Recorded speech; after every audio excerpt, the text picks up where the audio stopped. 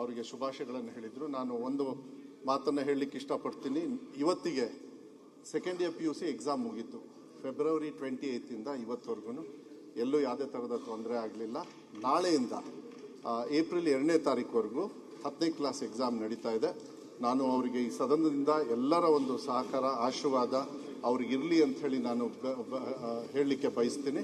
ಮತ್ತು ಅವರು ಕೂಡ ಮಕ್ಕಳಿಗೆ ಧೈರ್ಯವಾಗಿ, ಯಾಕೆಂದರೆ ಈಗ ನಾವು 2ನೇ ಎಕ್ಸಾಮು 3ನೇ ಎಕ್ಸಾಮು ಎಲ್ಲ ಮಾಡಿರೋದ್ರಿಂದ ಅಲ್ಲಿ ಫೀಸು ಕೂಡ ನಾವು ಕಲೆಕ್ಟ್ ಮಾಡ್ತಾ ಇಲ್ಲ. ಯಾರು ಪಾಸ್ ಆಗದೆ ಇರೋರು, ಯಾರು ಪಾಸ್ ಆಗಿ ಅವರಿಗೆ ಹೆಚ್ಚು ಅಂಕಗಳನ್ನು ತಗೊಳ್ಬೇಕು ಅಂತ ಹೇಳಿ ಆಸೆ ಇರುತ್ತೆ, ಅವ್ರಿಗೂ ಕೂಡ ಸಾಕಷ್ಟು 2ನೇ ಎಕ್ಸಾಮು 3ನೇ ಎಕ್ಸಾಮ್ ಅವಕಾಶವನ್ನು ಕೊಟ್ಟು ಸಾಕಷ್ಟು ಜನರು 625ಕ್ಕೆ 625 ತಗೊಳ್ಳೋದು ಮತ್ತು ಹೈಯರ್ ಮಾರ್ಕ್ಸ್ ತಗೊಳ್ಳೋದು ಅದೆಲ್ಲ ಮಾಡಿದ್ದಾರೆ.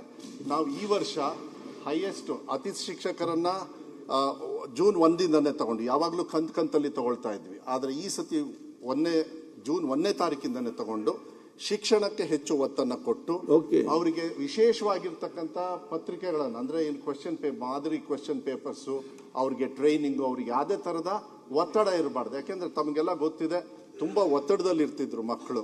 ಆದರೆ ಇವತ್ತು 2ನೇ ಎಕ್ಸಾಮು ಇದೆಲ್ಲ ಅವಕಾಶಗಳನ್ನು ಕೊಟ್ಟಿರೋದ್ರಿಂದ ಅವರು ಬಹಳ ಧೈರ್ಯವಾಗಿ ಏನು ನಮ್ಮ ಪರೀಕ್ಷೆಗೆ ಹೋಗಲಿ, ಅವ್ರಿಗೆ ಒಳ್ಳೇದಾಗಲಿ.